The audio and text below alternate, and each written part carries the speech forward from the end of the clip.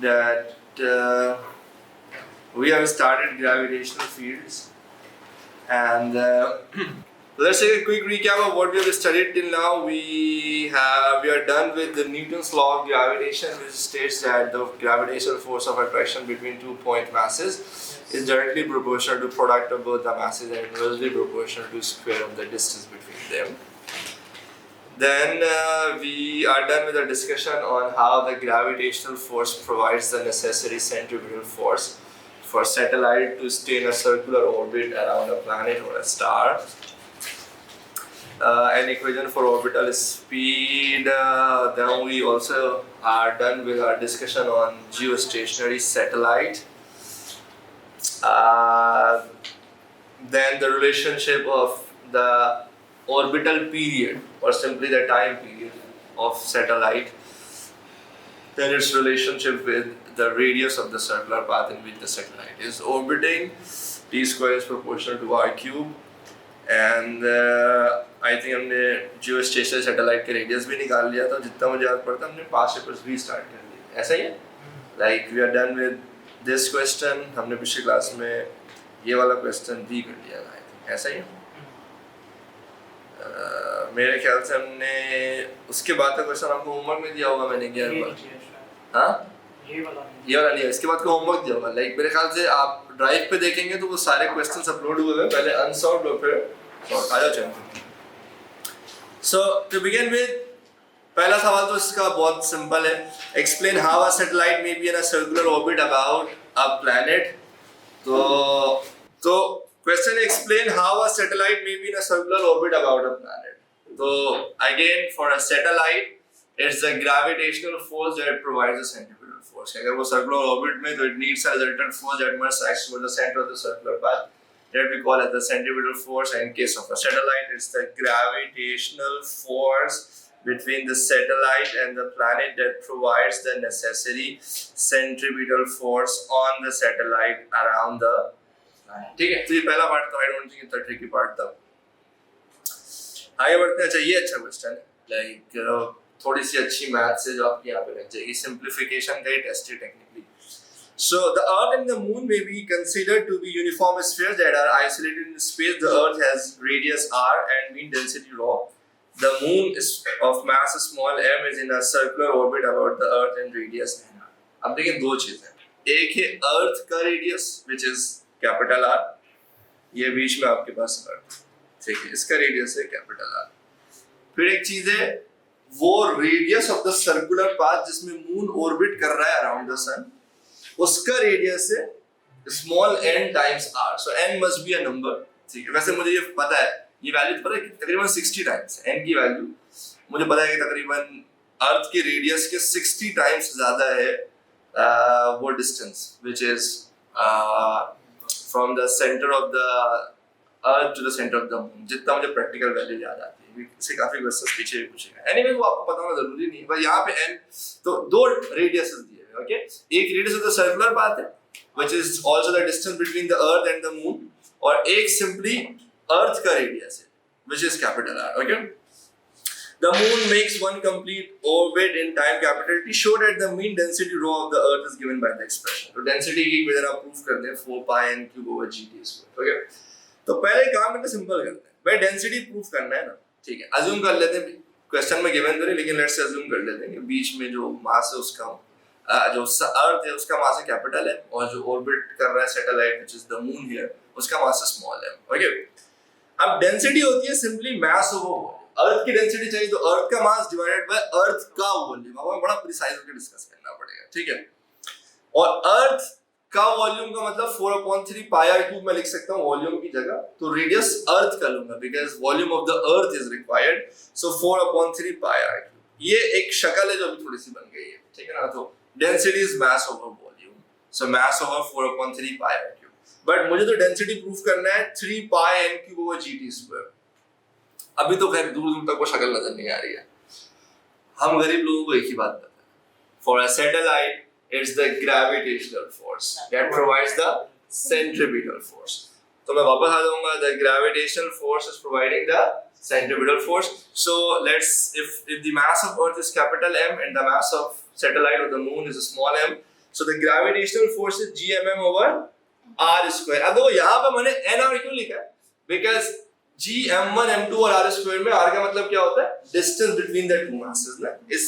इन दोनों के बीच का जो distance है वो nr ही है ना, और whole square है. तो ये बिल्कुल सही किया मैंने, gmm over nr square equals centripetal force जो ज़ाहिर है मून पे आ रही होगी, तो mv square over r भी हो सकता है, mr omega square भी हो सकता है. I'm definitely gonna use mr omega square because मुझे टाइम पीरियड की इक्वेशन चाहिए, मुझे फाइनल आंसर कैपिटल T की फॉर्म में चाहिए ना. तो सेंटीमीटर फोर्स का I can write mr omega square. अब जरा गौर से देखो, r again radius of the circular path. mr omega square में r का मतलब रेडियस ऑफ सर्कुलर पाथ होता है, which in this case is nr. Okay, so this is mass which is orbiting, this is the radius of the circular path in which the mass is orbiting, which is n into capital R, and then omega square, तो omega is 2 pi by capital T. यहाँ तक सारे मेरे साथ हैं, जल्दी please acknowledge करें. उसके बाद सिंप्लीफिकेशन है. यहाँ तक is everyone with me till now? Gravitational force provides the centripetal force. जल्दी जल्दी I would appreciate quick acknowledgement from everyone please. Okay, सारे मेरे साथ हैं. अब क्या करेंगे? सबसे पहले ये दो स्मॉल m वफात पा देंगे. gm ओवर नीचे n स्क्वायर r स्क्वायर, उधर nr एज इट इज. यहाँ पे 2 पाई बाय कैपिटल T का स्क्वायर हो जाएगा 4 pi square over t square. Okay, अच्छा अब एक काम करते हैं, कैपिटल M को सब्जेक्ट बना देते हैं, ठीक है, ताकि यहाँ पे मुझे वापस पुट करना है ना m की जगह. तो अब होगा ये n स्क्वायर r स्क्वायर यहाँ पर है, ये जाके इस nr से मल्टीप्लाई हो गए n क्यूब r क्यूब हो जाएगा. ऐसा ही है बेटा, 4 pi square as it is. अच्छा नीचे t स्क्वायर ऑलरेडी है, बट ये जो g यहाँ मल्टीप्लाई हो रहा है ये राइट साइड पे आके डिवाइड हो जाएगा, तो ये जाएगा g t स्क्वायर. सारे मेरे साथ हैं, इजी सीन है भाई, सब मेरे साथ हैं. अब डेंसिटी क्या हो गई, वापस आ जाओ, मास अपॉन वॉल्यूम. इस कैपिटल M की जगह मुझे पूरा लिख सकते, n cube r cube over times 4 pi square divided by gt square. तो ये इस m की जगह मैंने ये पूरा यहाँ पे लिख दिया, और डिनोमिनेटर में 4/3 पाई r क्यूब ऐसे एज इट इज आ जाएगा. सही है. अब यहाँ पे एक तो r क्यूब का इंतकाल हो जाएगा, ऊपर भी न्यूमरेटर में नीचे भी न्यूमरेटर में, 4 भी कैंसिल हो जाएगा, नीचे पाई ऊपर पाई स्क्वायर है, तो एक पाई कैंसिल हो जाएगा. अच्छा ये जो 3 है ना, ये डिनोमिनेटर के भी डिनोमिनेटर, समझ लो मेरी बात, तो ये ऊपर सीधा न्यूमरेटर के न्यूमरेटर में आ जाएगा. So I will be left with ये 3 ऊपर आ गया, n क्यूब और पाई ऑलरेडी बचे हुए थे, तो 3n क्यूब इनटू पाई, और नीचे डिनोमिनेटर में आपके पास सिर्फ gt स्क्वायर बच गया. मेरे ख्याल से यही वो फसाद की जड़ है जिसकी हमें तलाश है. बस फर्क ये कि उन्होंने 3 पाई n क्यूब लिखा हुआ है, मैंने 3n क्यूब पाई लिख दिया, तो कोई मसला नहीं, रीअरेंज भी कर सकते हैं, बट वो भी इनफ है. So this is what we have to.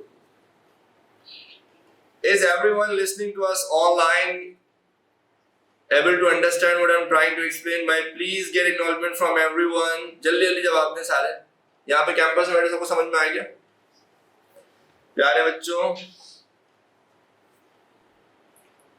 सारे मेरे साथ. 5 कह रहे हैं सर, काइंडली रिपीट. जल्दी जल्दी मैं क्विक रिकैप देता हूँ आप लोगों को. 5 और आमना, सही है. इधर आओ भाई, मुझे चाहिए अर्थ की density. Density is mass upon volume. Mass किसका इस्तेमाल होगा, अर्थ का, और वॉल्यूम भी किसका इस्तेमाल होगा, अर्थ का, which is 4/3 pi r cube, because अर्थ का रेडियस है कैपिटल R. जल्दी सारे बताएं, ये समझ आता है? स्टेप बाय स्टेप जल्दी, जस्ट राइट यस और नो. सही है. अब एक बात बताएं, for a gravitational force, for a satellite gravitational force provides the centripetal force. Gravitational force होता है g m1 m2 over r square. g एक मास है कैपिटल M, एक मास है small m, over r square में r is technically the distance of the between the two masses. तो इन दो masses के बीच का जो डिस्टेंस है वो क्या है, वो nr है. तो ये हो गया nr स्क्वायर. तो ये हो गई gravitational force. Centripetal force is mr omega square. The mass which is orbiting is small m. जिस सर्कुलर पाथ में मूव कर रहा है, सर्कुलर पाथ का रेडियस है nr, और omega is 2 pi by capital T whole square. तो ये हो गया सेंट्रीपिटल फोर्स, ये हो गया ग्रेविटेशनल फोर्स. जल्दी बताओ सारे आते हैं मेरे साथ है, क्विक क्विक क्विक. सही है. फिर ये स्मॉल m और स्मॉल m कैंसिल होगा, एन आर का होल स्क्वायर हो गया एन स्क्वायर आर स्क्वायर, ठीक है। बाकी ये N as it is R as it is, 2 का स्क्वायर 4 हो गया, पाई का स्क्वायर पाई स्क्वायर हो गया, टी का स्क्वायर टी स्क्वायर हो गया। ये स्टेप क्लियर है सबको? जल्दी जल्दी बताओ, आसान है। अब ये एन स्क्वायर आर स्क्वायर यहां जाके ऑलरेडी एन आर से मल्टीप्लाई होके क्या हो जाएगा, एन क्यूब आई क्यूब, 4 पाई स्क्वायर तो ऑलरेडी यहां पर था, ये जी यहां मल्टीप्लाई होता यहाँ के डिवाइड हो गया, और टी स्क्वायर तो ऑलरेडी यहां पे था। तो ये मास ऑफ अर्थ की इक्वेशन सही बन गई है, N cube R cube 4 pi square और जी टी स्क्वायर। जल्दी बताओ सारे, सही है। अब देखो तुम्हारे पास एक्चुअल इक्वेशन थी डेंसिटी की, which is mass over 4/3 pi R cube. तो ये 4/3 पाई आर क्यूब तो एज इट इज है, ये जो मास है इसकी जगह मैंने ये पूरा पुट कर दिया है, N cube R cube into 4 pi square over G T square. ये समझ आ रहा है सबको? सारे मेरे साथ हैं? उसके बाद तो बस मैंने इसको सिंप्लीफाई किया है, and I get 3 pi N cube over G T square, ठीक है। Can I move on towards the next question please? कोई? सारे मेरे साथ हैं? इजी पीजी लेमन फ्रीजी, सही है।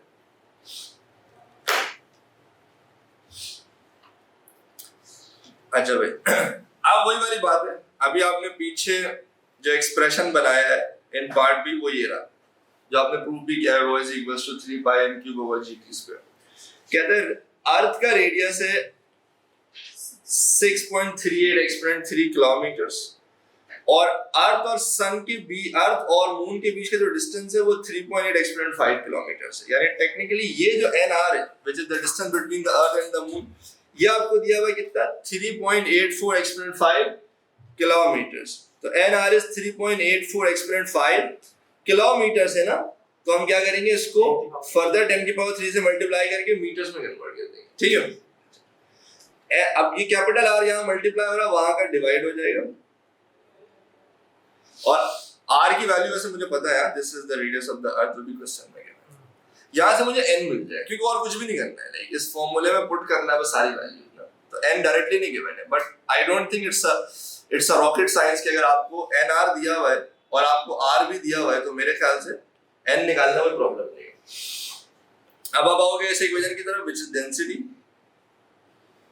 3 पाई n क्यूब की जगह मैं ये लिख सकता हूँ 3.84 exponent 5 exponent 3 divided by r की जगह मैं ये लिख सकता हूँ 6.38 एक्सपोनेंट 3 किलोमीटर से ना, इसको भी 10 की पावर 3 से मल्टीप्लाई कर देते हैं, सही है।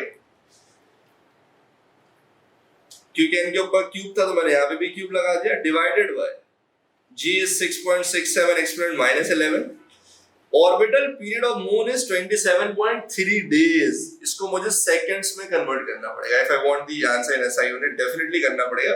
तो 27.3 को 24 से मल्टीप्लाई करेंगे तो ये आवर्स में कन्वर्ट हो जाएगा, फिर 3600 से मल्टीप्लाई करेंगे तो ये सेकंड्स में कन्वर्ट हो जाएगा, and because there is a square over the put on a square. आप सबसे रिक्वेस्ट है प्लीज अपने कैलकुलेटर्स निकालें और मुझे बताएं आपका क्या आंसर है।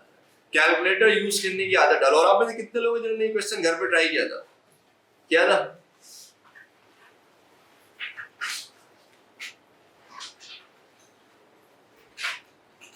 अनस, अगर एक सैटेलाइट है ना, तो सैटेलाइट में ग्रेविटेशनल फोर्स ही प्रोवाइड करती है सेंट्रीपिटल फोर्स। मेरे पास इसके अलावा कोई दूसरी इक्वेशन ही नहीं है, तो मैं जहां फंसूंगा मुझे समझ नहीं आएगा क्या करना, तो मैं स्टार्ट ही यही से करूंगा, the gravitational force provides the centripetal force. और फिर मैं देखूंगा यार कुछ जोड़ तोड़ के कोई शक्ल निकल सकती है जो मुझे चाहिए। समझ रहे हो अनस? तो I don't think this was a very out of the way thinking, like this question बनती है कि और उसी से आप सॉल्व कर दो।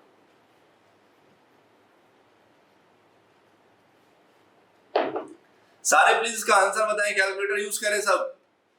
मैं बार बार कह रहा हूं, मैं कॉलेज में भी जब बच्चों को ये क्वेश्चन करा रहा होता हूं, बच्चे कैलकुलेटर का बिल्कुल गलत यूज कर रहे होते हैं, ठीक है। ऐसा नहीं कि पूरी क्लास सही आंसर निकालनी होती है, तो प्रैक्टिस करो ताकि एटलीस्ट कैलकुलेटर के यूज करने की प्रैक्टिस अच्छी हो जाए, ठीक है। अरमान अली, इमाद, अनस, इन सब के आंसर आना शुरू हो गए हमारे पास। सबका सेम ही आ रहा है, तकरीबन 55, 100, 40 इस तरह से आंसर आ रहा है, एक्सेप्ट फॉर वन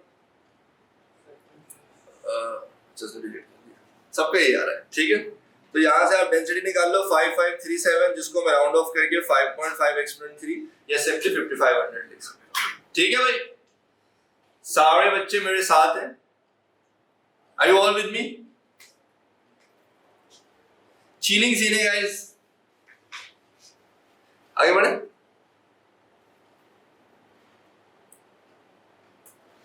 तीन में लिखना है, 2 में लिखना है? यार वैसे एक बात बोलूं, नहीं, आपको सारा डाटा 3 सिग्निफिकेंट फिगर में दिया हुआ, आप 3 में ही लिखो, बिल्कुल सही पॉइंट है। आप इसको पता क्या लिखो,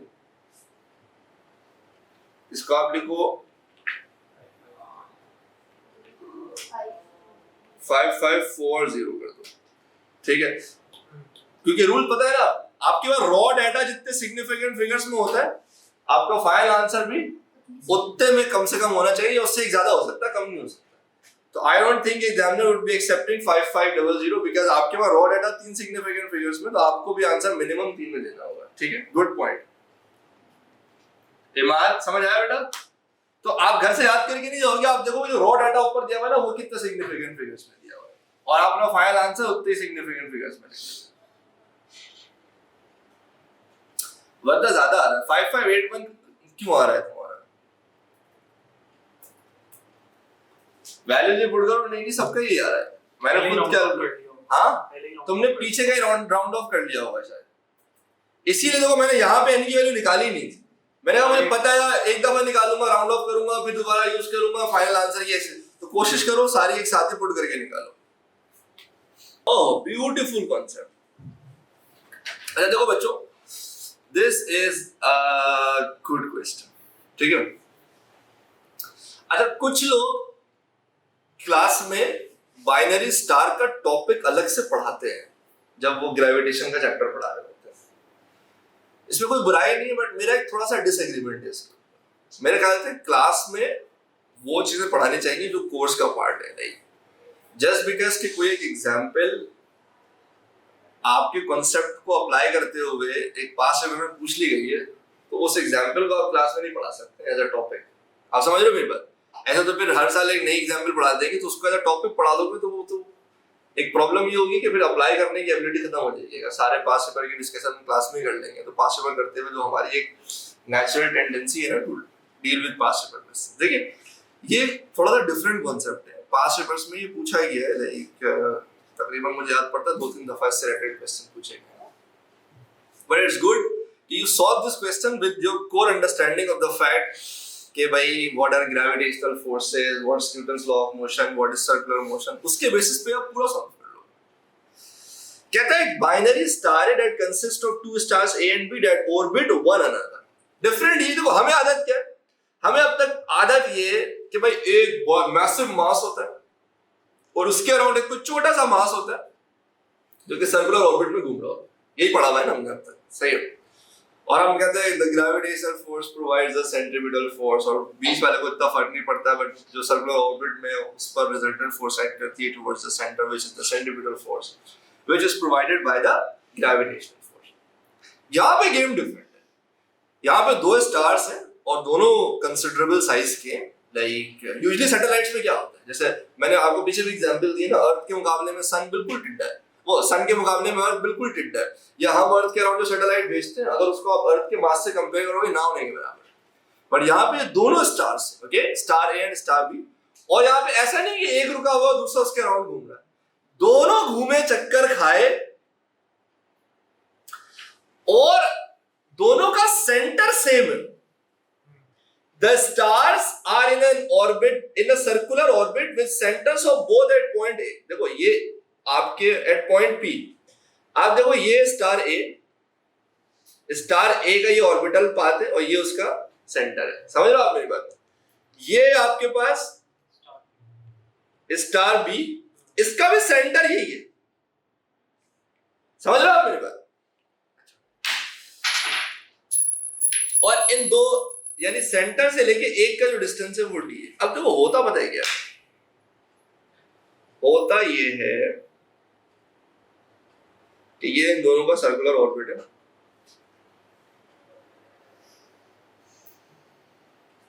ये आपके पास 2 स्टार्स हैं, और दोनों घूमे चक्कर खाए, एक छोटे रेडियस पे और एक बड़े रेडियस पे। अब ये मूव ऐसे करते हैं कि दोनों की ना एंगुलर स्पीड सेम, अभी आगे क्वेश्चन में भी तुम्हें अंदाजा हो जाएगा, ठीक है। दूसरा ये कि दोनों एक दूसरे के अराउंड ऑर्बिट कर रहे हैं। देखो अभी जब ये वाला यहां से यहां जा रहा होगा ना, तो ये वाला यहां से यहां जा रहा होगा। अच्छा, दोनों एक दूसरे पे ग्रेविटेशनल फोर्स लगाएंगे।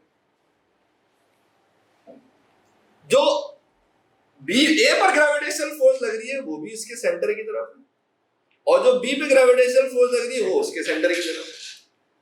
तो इस केस में जो दोनों एक दूसरे पे ग्रेविटेशनल फोर्स लगाएंगे, ये दोनों will be serving as the centripetal force for both the masses। आप लोग समझ लो, ए बी पे ग्रेविटेशनल फोर्स लगाएगा, बी ए पे ग्रेविटेशनल फोर्स लगाएगा, and both the forces will be serving as the centripetal force for both the masses। अब scene ये, जैसे जब ये वाला उठ के यहां पर पहुंच गया, लेट से बी यहां पर आया, सॉरी ये तो ए है ना, तो बी उठ के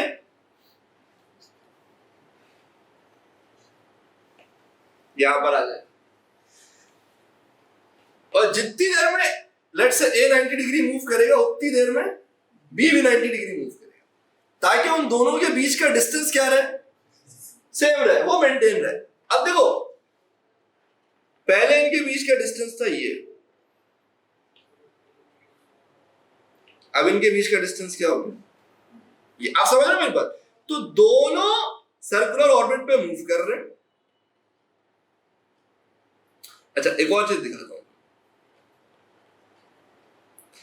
लेट्स से थोड़ी देर बाद ये यहां पर आएगा तो ये यहां पर आ जाएगा। जो इनके बीच का डिस्टेंस यहां पर था ना, एट ऑल पॉइंट्स इनके बीच का डिस्टेंस चेंज नहीं होगा, आप समझ रहे हो। और दोनों जो एक दूसरे पर ग्रेविटेशनल फोर्स लगा रहे होंगे, that will be serving as the centripetal force, और ये दोनों अपने अपने सर्कुलर ऑर्बिट पे मस्त घूम रहे होंगे। अब सबसे पहला सवाल ये कि explain why the centripetal force acting on both the stars has the same magnitude. इसका सिंपल सा जवाब है कि भाई दोनों को सेंट्रीपिटल फोर्स कौन प्रोवाइड कर रहा है, it's the gravitational force which is providing the necessary centripetal force. तो मैं कहूंगा the gravitational force provides the. अब प्रॉब्लम ये है कि सिंपल सी चीज है सर, हमारा ग्रेविटेशन का चैप्टर लॉ ऑफ ग्रेविटेशन से पहले एक चीज बताई थी कि हर मास दूसरे मास पे फोर्स लगाएगा, और ये दोनों फोर्सेस क्या होंगी, थर्ड लॉ पेयर होंगी, इक्वल इन मैग्नीट्यूड और opposite in direction. I don't care एक मास बड़ा है एक मास छोटा है, जितनी ग्रेविटेशनल फोर्स ए बी पर लगाएगा उतनी ग्रेविटेशनल फोर्स बी ए पर लगाएगा। तो जब दोनों को ग्रेविटेशनल फोर्स ही सेंट्रीपिटल फोर्स प्रोवाइड कर रही है, तो ग्रेविटेशनल फोर्स उधर ऐसा नहीं हो सकता कि ए बी पे ज्यादा लगा दे या बी ए पे कम लगा दे, दोनों एक दूसरे पे सेम फोर्स लगाएंगे। तो because the gravitational force is serving as the centripetal force and gravitational forces are the third law pair, तो they will have to be equal in magnitude and opposite in direction. दोस्तों ये पूछा ना कि इनका magnitude same क्यों होगा, भाई डेफिनेटली सेम होगा, because according to third law of motion both stars will exert the same gravitational force on each other। जब दोनों पे ग्रेविटेशनल फोर्स सेम एक्ट कर रही है और दोनों को ग्रेविटेशनल फोर्स ही सेंट्रीपिटल फोर्स प्रोवाइड कर रही है, तो इसका मतलब बिल्कुल ऐसा है कि दोनों पर सेंट्रीपिटल फोर्स की वैल्यू सेम होगी। याद रखो सारे मेरे साथ हैं जी जी बिल्कुल अरमान, ऐसा ही है सर। जब भी वो बाइंडिंग स्टार की बात कर रहे हैं उनकी एंगुलर स्पीड सेम होगी। देखो एंगुलर स्पीड सेम होना जरूरी है, वैसे अभी अगले पार्ट में भी कुछ और भी डिटेल बताएगा, उससे भी तुम्हें आइडिया हो जाएगा। जैसे अगले पार्ट में ना उसने निकाला ही है, देखो सवाल क्या लिखा, अगले पार्ट में कह रहा है determine the period of the orbit of the stars about the period of the orbit of the stars about point P is 4। Stars का क्या मतलब है, दोनों का सेम है, 4 है, वरना बोलते हैं ना ए का पीरियड ये बी, उसको पता है और ये वर्क नहीं कर सकता अगर एक ज्यादा मूव करेगा ना। देखो लीनियर स्पीड डिफरेंट हो, एंगुलर स्पीड दोनों की क्या होनी चाहिए, सेम होना जरूरी है। आप समझ रहे हो मेरी बात कि अगर ये 90 डिग्री मूव करे तो उसको भी 90 डिग्री मूव करना पड़ेगा, अगर ये 30 डिग्री मूव करेगा तो उसको भी 30 डिग्री मूव करना पड़ेगा, ताकि दोनों का जो फासला है, दोनों का जो डिस्टेंस है वो क्या रहे, वो मेंटेन रहे। आप लोग समझ रहे हो मेरी बात।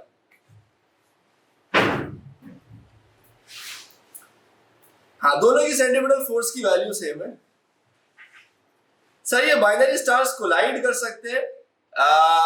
यार वही वाली बात है, बिलियंस ऑफ ईयर्स के बाद, मतलब इस प्रिंसिपल पे तो नहीं करेंगे। अगर idealistic situation they will never collide with each other, because दोनों को सेंट्रीपिटल फोर्स मिल रही है in the form of gravitational force और सफिशिएंट मिल रही है। बस दोनों की ना speed different, linear speed different होगी, क्योंकि देखो जितनी देर में इसने अपना चक्कर पूरा करना है उतनी देर में इसने भी चक्कर पूरा करना है, तो ऑटोमेटिकली बाहर वाला ज्यादा लीनियर स्पीड से मूव कर रहा होगा और अंदर वाला कम लीनियर स्पीड से मूव कर रहा होगा, बट एंगुलर स्पीड दोनों की सेम होगी। यानी जितनी देर में 360 डिग्री या 2 पाई रेडियंस ये कवर करेगा, उतनी देर में 360 या 2 पाई रेडियंस लाइक अंदर वाला भी कवर कर लेगा।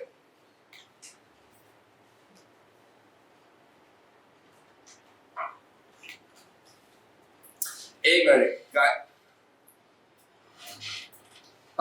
कायनात में अभी आपको दोबारा एक्सप्लेन करता हूं। देखो, डू यू अंडरस्टैंड दिस के अनलाइक द सिचुएशन जहां पर जो हम सैटेलाइट्स की बात करते थे, where there is one mass orbiting और बीच वाला अपनी जगह पर होता था, the gravitational force used to provide the centripetal force. This is a situation जहां पे दो स्टार्स हैं, दोनों ऑर्बिट कर रहे हैं अबाउट द फिक्स पॉइंट, दोनों का सेंटर से आपको दोनों का सेंटर और दोनों का सर्कुलर पाथ का रेडियस समझ आ रहा है आपको कायनात?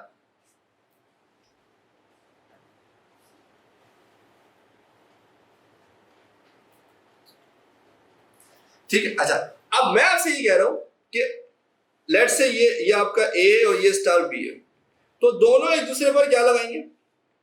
ग्रेविटेशनल फोर्स लगाएंगे, एक दूसरे को अट्रैक्ट करेंगे।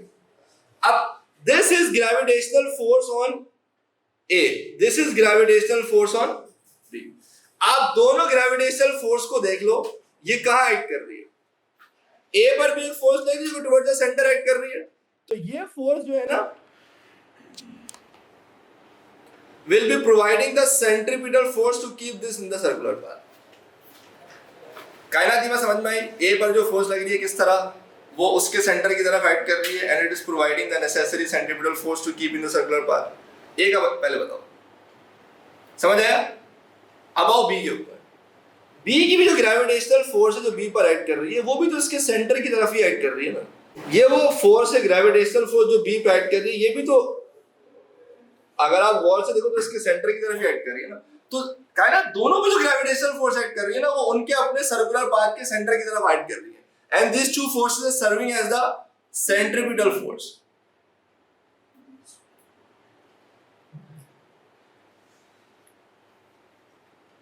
नहीं देखो पहले एक एक करके आंसर देता हूँ। कायनात आपको ये बात समझ में आई कि किस तरह दोनों का सेंटर सेम है और दोनों की gravitational force towards the centre ही जा रही है? पहले मुझे इस सवाल का जवाब दो, फिर मैं तुम्हारे क्वेश्चन का आंसर देता हूँ। क्या बोलते हैं वर्दा? सही है, देखो वर्दा बात तुम्हारा बिल्कुल सवाल सही है कि सर एक का रेडियस तो छोटा है और एक का रेडियस बड़ा है, सही है। तो सर अगर दोनों का रेडियस, एक का रेडियस बड़ा और एक का रेडियस छोटा है, तो दोनों की रिक्वायर्ड सेंटीमीटर फोर्स डिफरेंट नहीं होनी चाहिए। आप तो कह रहे दोनों पे सेम फोर्स एक्ट कर रही है। असल में प्रॉब्लम ये है कि सेंटीमीटर फोर्स से रेडियस पे थोड़ी डिपेंड करती है। किस पे डिपेंड करती है? मास पे डिपेंड करती है। दोनों स्टार सेम मास के नहीं हो सकते, एक का मास डिफरेंट होगा, एक का मास डिफरेंट होगा, लेकिन रिक्वायर्ड सेंटीमीटर फोर्स दोनों की सेम, एंगुलर स्पीड दोनों की सेम। आप समझ रहे हो मेरी बात? अभी हम आगे देखेंगे, क्वेश्चन में भी दिया होगा ए और बी का मास सेम नहीं, हो ही नहीं सकता दोनों का मास सेम, वरना तो फिर बिल्कुल सही कह रही हो वर्दा, दोनों की रिक्वायर्ड सेंटीमीटर फोर्स फिर डिफरेंट कैसे हो, वो क्या कहते हैं, सेम कैसे हो जाएगी अगर रेडियस डिफरेंट है? वर्दा आई थिंक जबीबा आपका भी सेम क्वेश्चन था कि सर दोनों की रिक्वायर्ड सेंटीमीटर फोर्स सेम कैसे अगर दोनों का रेडियस डिफरेंट है? इट्स बिकॉज़ के सेंटीमीटर फोर्स, देखो एंगुलर स्पीड तो दोनों की सेम है, ये हमने डिस्कस कर लिया। एक का रेडियस ज्यादा होगा तो डेफिनेटली दूसरे का रेडियस मास क्या होगा, कम होगा, तो रिक्वायर्ड सेंटीमीटर फोर्स सेम आ रही होगी, because it's not just the radius ना। सही है वर्दा, जबीबा दोनों को समझ आ गया?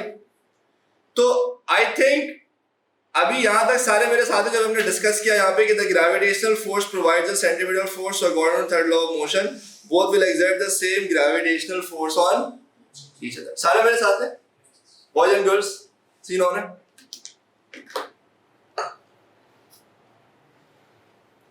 अब अगेन ये क्वेश्चन बड़ा इंपॉर्टेंट है, calculate the angular speed of the stars. ये इस बात का क्लियर एविडेंस है कि दोनों की एंगुलर स्पीड सेम है, वरना वो बोलता ना ए का टाइम पीरियड ये, बी का टाइम पीरियड, उसने बोला दोनों स्टार्स का टाइम पीरियड ये है और आप दोनों की एंगुलर स्पीड निकाल दे और चाहिए भी रेडियंस पर सेकंड्स में। तो I don't think this should be a challenging part for you. Omega is 2 pi by capital D. The time period has been given to you in years, so this is 4 years. We're going to multiply it with 365 to convert it into days, then to 24 ताकि hours में convert हो जाए, and then with 3600 ताकि seconds में convert हो जाए, and the answer will be 5 exponent minus 8 radians per second. यहाँ तक सारे मेरे साथ हैं, easy है जी जी। ऐसे सिस्टम को बाइनरी स्टार्स कहते हैं।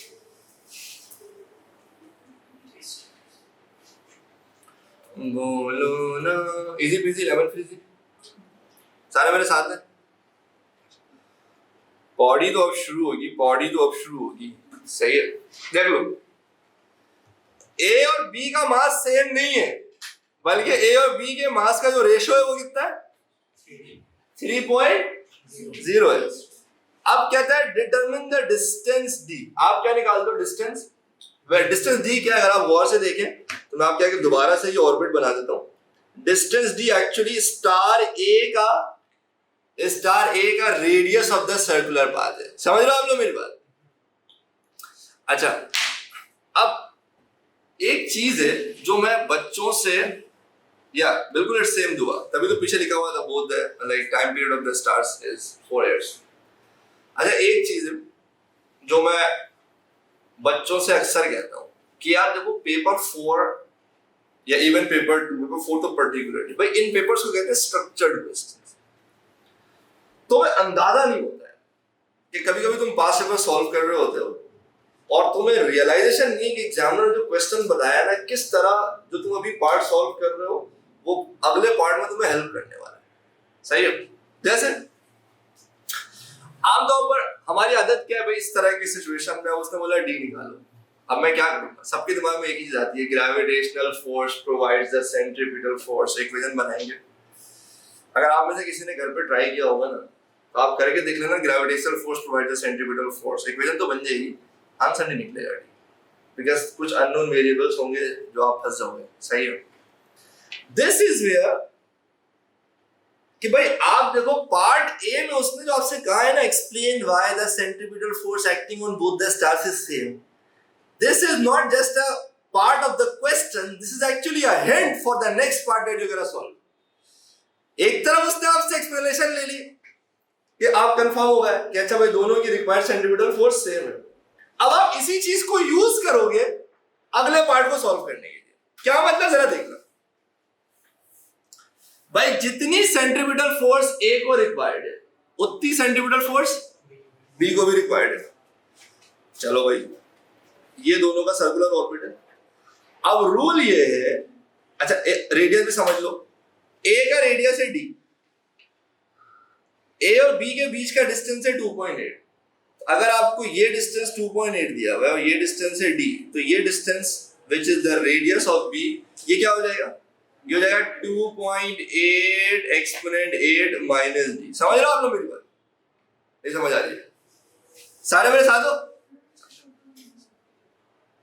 Centripetal force required for a, भाई रिक्वायर्ड सेंट्रीपिटल फोर्स की इक्वेशन है m r ओमेगा स्क्वायर।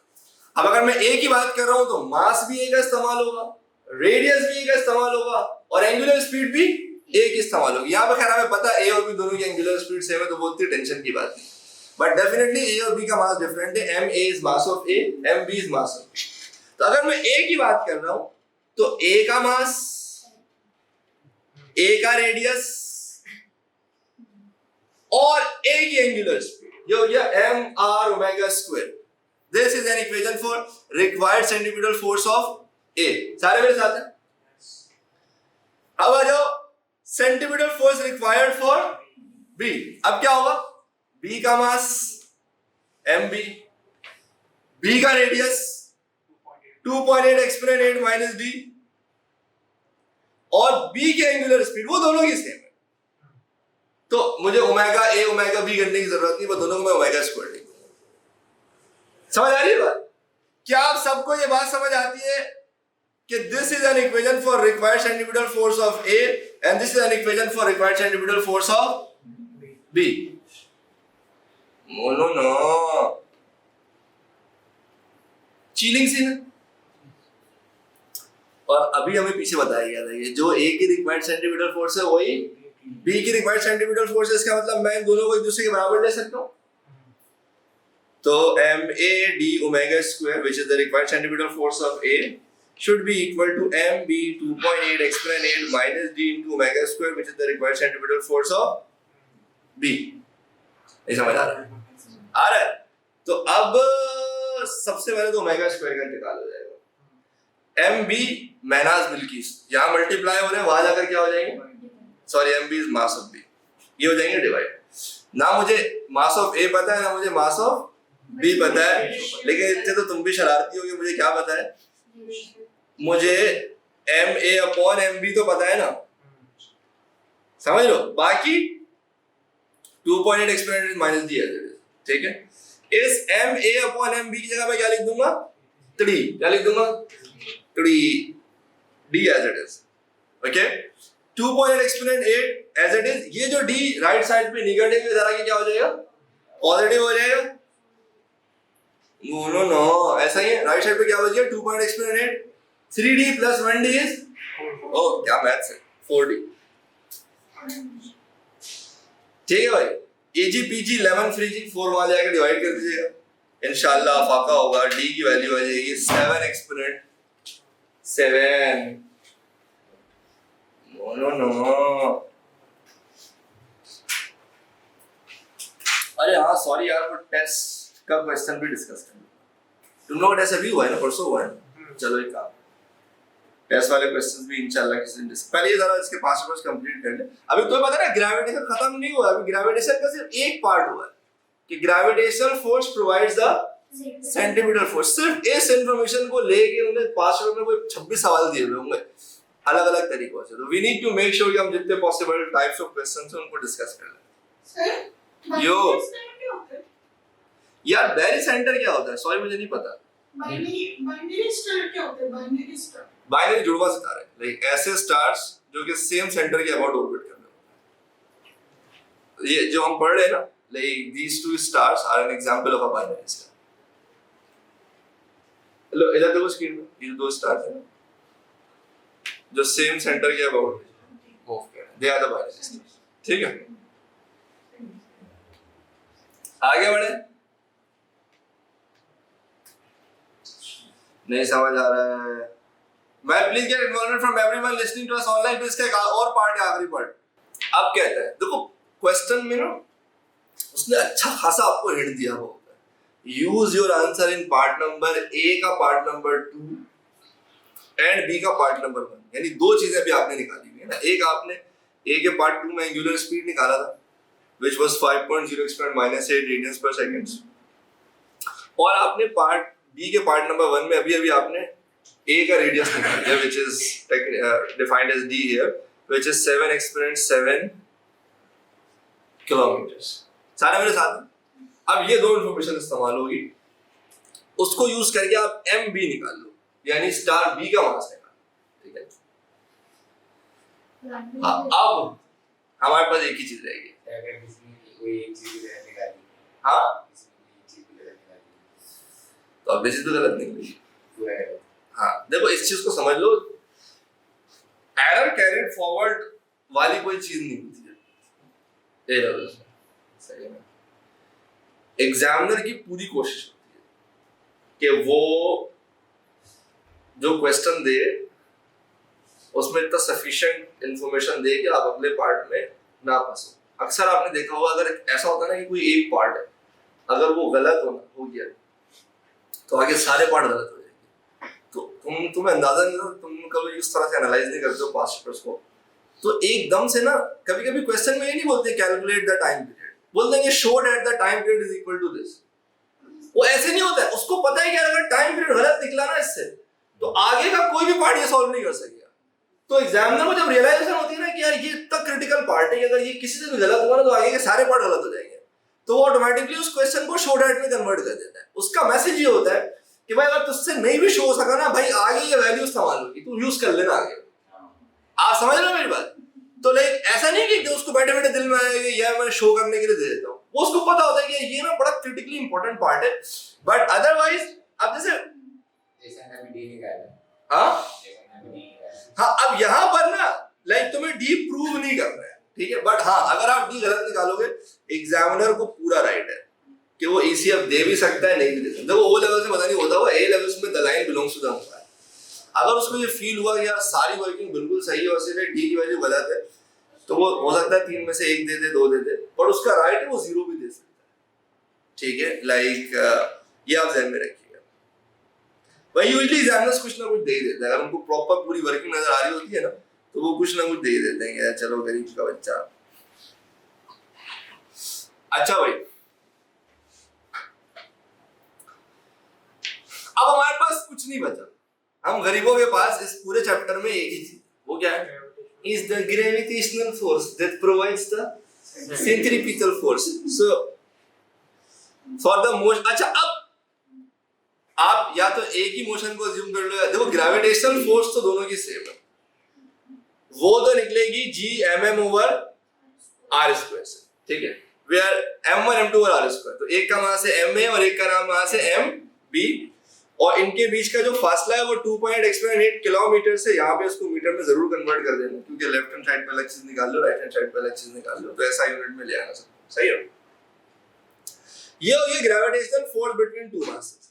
अच्छा, अब this provides a centripetal force, इसको आप mr ओमेगा स्क्वायर a का भी लग के निकाल सकते हो, b का भी रख के निकाल सकते हो, आंसर दोनों में सेम आएगा, आप घर पे ट्राई कर लेना। मैं अभी let's say centripetal force of a assume, तो अगर मैं सेंटीमीटर फोर्स ऑन ए लिखूंगा तो मास किसका आएगा? ए का आएगा। रेडियस किसका आएगा? mr ओमेगा स्क्वायर में ए का, और ए का रेडियस कितना है? डी। एंगुलर स्पीड तो दोनों की सेम है, तो मैं चुप से ओमेगा स्क्वायर लिखूंगा। तो this is the gravitational force and this is the centimetre force, और gravitational force provides the centimetre force. आप अगर बी के ऊपर ब्रेक के कर लोगे आंसर सेम आएगा। थोड़ी लंबा है, थोड़ा स्मार्ट हूं, मुझे पता है, मुझे बी चाहिए, तो मैंने इसलिए ए लिखा था कि ए कैंसिल हो जाए और मेरा टाइम बचे, सही। बट अगर आप सेंटीमीटर फोर्स ऑन बी की इक्वेशन बना लेते हो, यानी बी का मास रखो, रेडियस भी बी का लो, एंगुलर स्पीड भी बी की लो, तब भी इवेंचुअली सॉल्व करके आंसर सेम आएगा। अब क्या होगा? एम ए और एम ए का इंतकाल हो जाएगा, लेफ्ट हैंड साइड पे सिर्फ एमबी को सब्जेक्ट रख दो क्योंकि वही निकालना, बाकी सबको उधर मूव करा दो। डी ओमेगा स्क्वायर, ये 2.8 एक्सपोनेंट 3 होल स्क्वायर, ये पूरा इधर डिनोमिनेटर से इधर न्यूमरेटर में आ गया, और उधर से कैपिटल जी मल्टीप्लाई होता है, शरारती को इधर भेज दो, सही है। अब डी की वैल्यू आपने पिछले पार्ट में निकाली है ना, 7 एक्सपोनेंट 7, एंगुलर स्पीड भी आप निकाल चुके हो, 5 एक्सपोनेंट -80, 10 की पावर 3 से क्यों मल्टीप्लाई किया? बिकॉज किलोमीटर्स में था तो मैंने उसको मीटर्स में कन्वर्ट कर दिया, ठीक है। ये ओमेगा की जगह 5 एक्सपोनेंट -8 और स्क्वायर एज इट इज, फिर ये पूरा कॉपी कर लो as it is, 2.8 exponent 8 exponent 3, वो 2.11 हो जाएगा, स्क्वायर एज इट इज, और फिर नीचे कैपिटल जी की जगह आप लिख दो 6.67 एक्सपोनेंट -11। समझ आ रही है बात? आंसर बताएं क्या आ रहा है? 2.05 into 10 to the power 26.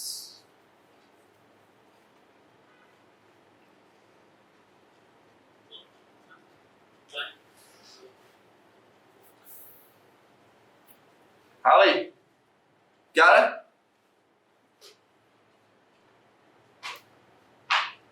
2.05 into 10 to the power 26.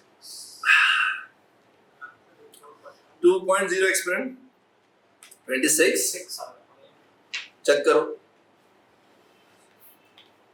10 को 3 नहीं किया, 29।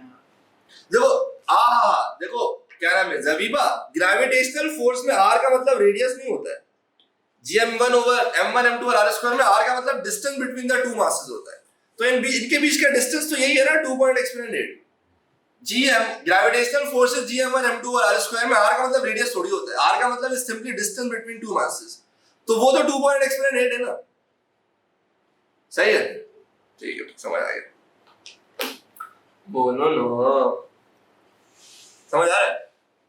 प्यार हो रहा है फिजिक्स, नफरत हो रही है, नफरत। Practice guys, practice. आगे बढ़ो। Are you all excited about another question? एक और करेंगे।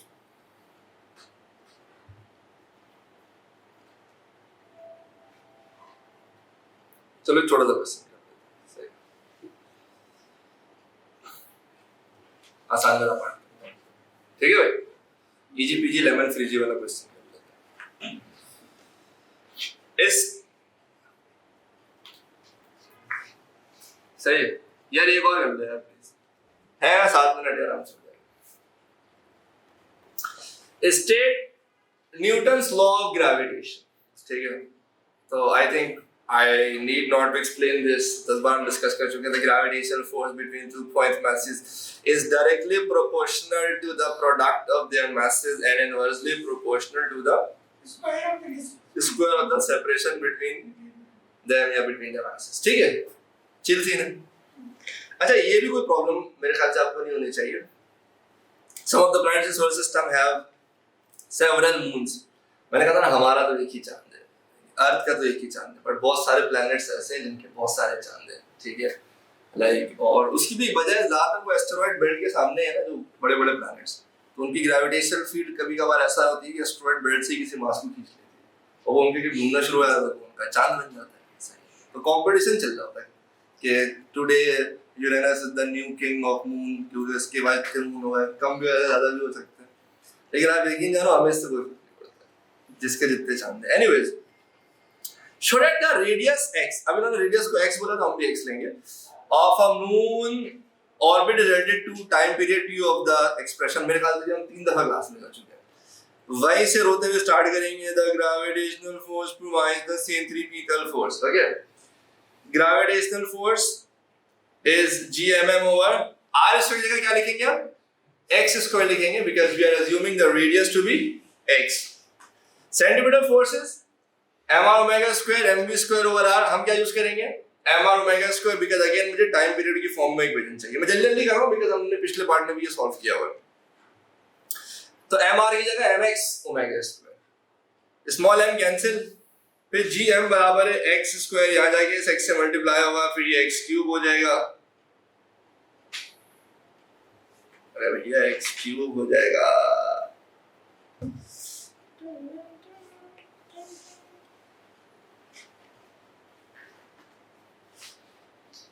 सही है? ओमेगा की जगह 2 पाई बाय कैपिटल T का whole square, gm as it is 4x cube 4 pi square over t square, ठीक है? यही प्रूफ करना है ना, बस वो ही है, इजी भी। ये मल्टीपल टाइम्स कर चुके हैं, सारे मेरे साथ हैं।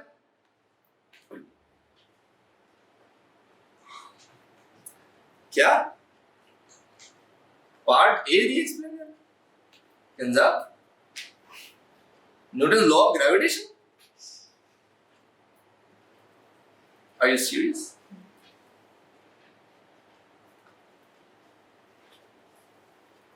In that, do you really want me to explain Newton's law of gravitation?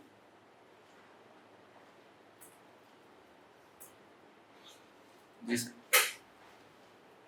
इसमें क्या एक्सप्लेन करूं? ये तो लॉ की स्टेटमेंट है ना ब्रो। ये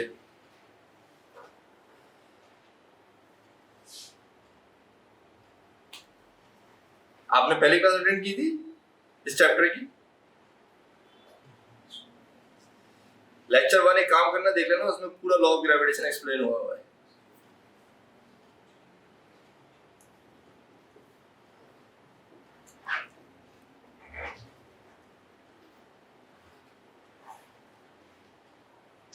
सही है?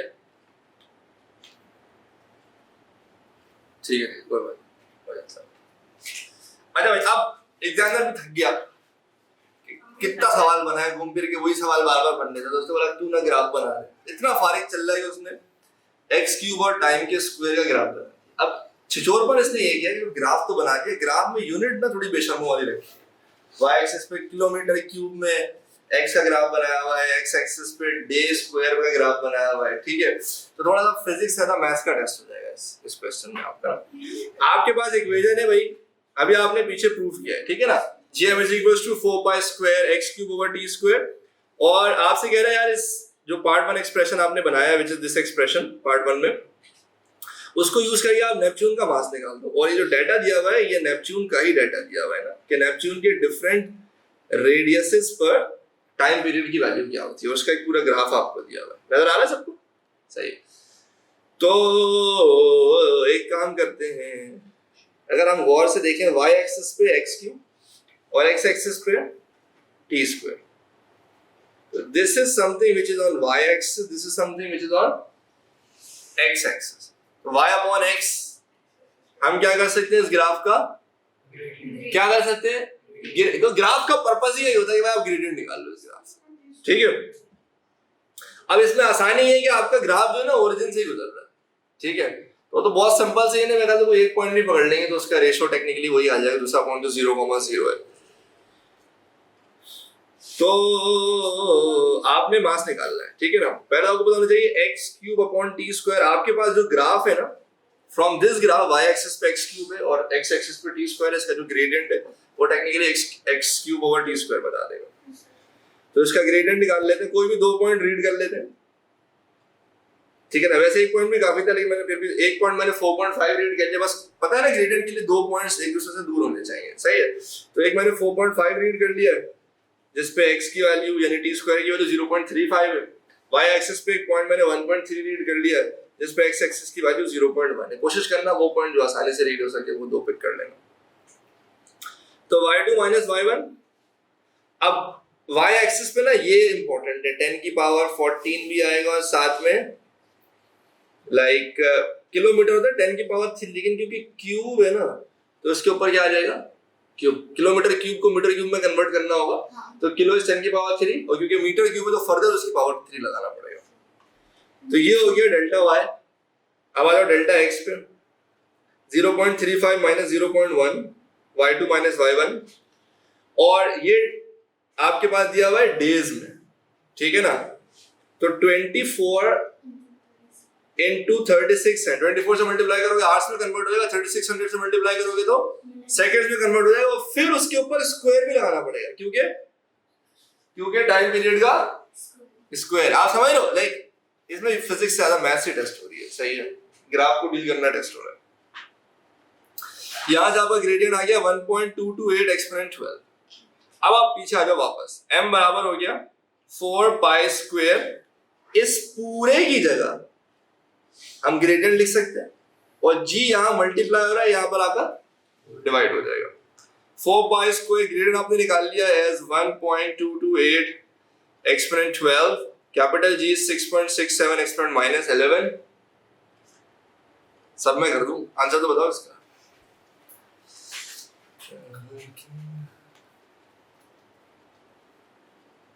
या जब ग्राफ देने का पर्पस ही होता है, देखो एक होता है आपके पास वैल्यूज दी हुई आपने पुट कर दिया, ग्राफ का पर्पस ही खत्म हो गया अगर आपने ग्रेडियंट नहीं निकाला उसका।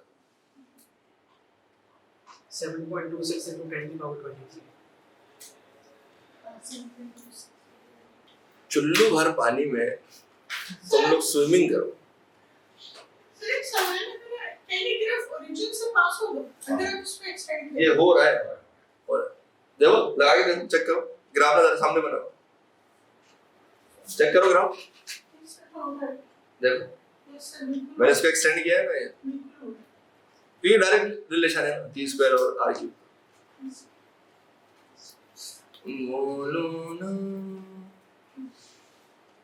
Hello guys, are you all falling in love with physics? ये तो आ नहीं रहा है। सही आंसर है शायद। 7.26 to 10 की पावर 23। क्या बात कर रहे हो, क्या आंसर आ रहा है उसका 36। 7.36 आ रहा है। 10 की पावर 23। एक मिनट को इसकी की निकालने दो। असल में ये क्वेश्चन मैंने हर जगह सॉल्व नहीं किया, हो सकता है एक ही जगह किया तो होता है, उन्होंने कैलकुलेटर गलत यूज किया। एक बार मुझे चेक करने दो, मार्किंग स्क्रीन पे चेक कर लेते हैं यार, इसकी ढूंढना पड़ेगा। स्पेयर्ड में फिजिक्स अक्टूबर नवंबर 2015 है ना 2015 अक्टूबर नवंबर 4-3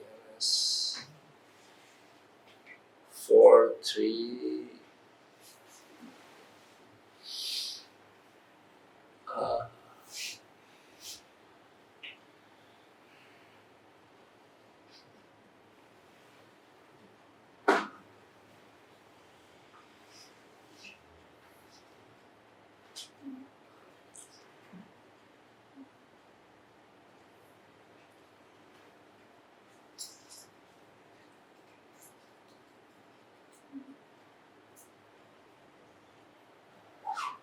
It's a connection.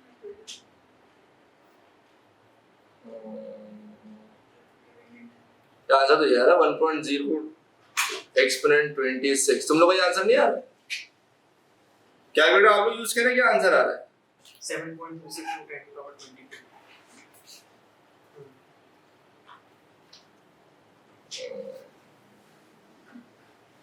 ग्रेडेड नहीं निकाला है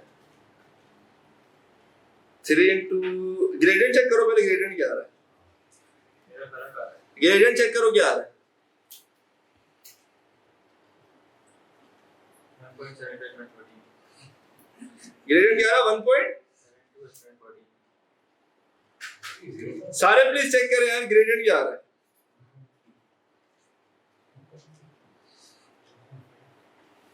1.7 1 into 10 to the power 14. ये वर्किंग तो सही हुई कैलकुलेटर गलत इस्तेमाल हुआ 1.7 1 into 10 to the power 14. 71 into 10 to the power 14. 14 सही है अच्छा जी